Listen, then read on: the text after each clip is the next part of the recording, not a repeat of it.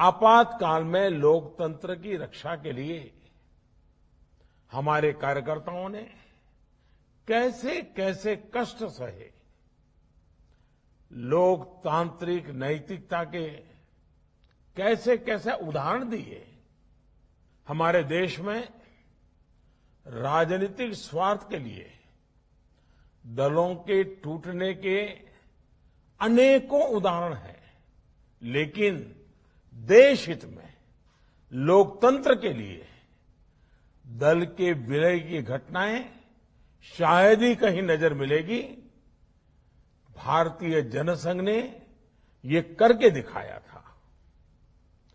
जनसंघ से लेकर अभी तक ये तपस्या हमारे कार्यकर्ताओं के लिए बहुत बड़ी प्रेरणा है। साथियों, पिछले साल कोरोना ने पूरे देश के सामने एक अभूतपूर्व संकट खड़ा कर दिया था। तब आप सब अपना सुख दुख भूलकर देशवासियों की सेवा में लगे रहे।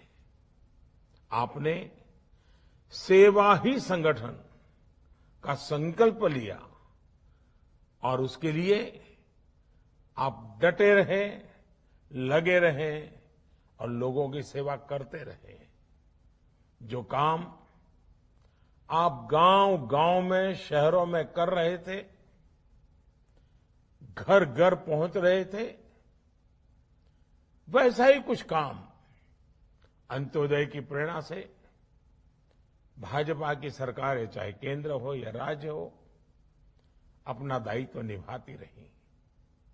गरीब कल्याण योजना से लेकर वंदे भारत मिशन तक हमारे सेवा भाव को देश ने महसूस किया है।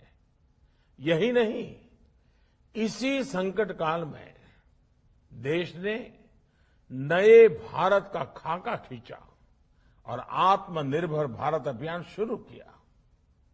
आज आत्मनिर्भर भारत अभियान गांव गरीब का, किसान का, मजदूर का, दलित का, वंचित का, महिलाओं का, युवाओं का, हर किसी का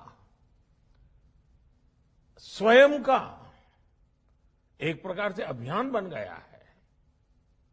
आज भाजपा से गांव गरीब का जुड़ाव इसलिए बढ़ रहा है क्योंकि आज वो पहली बार अंत्योदय को साकार होते देख रहा है।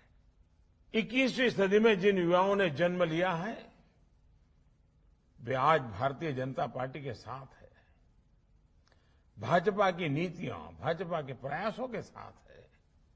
साथियों, गांधी जी कहते थे कि निर्णय और योजनाएं वो हों जो समाज की आखिरी पंक्ति में खड़े व्यक्ति तक लाभ पहुंचाए।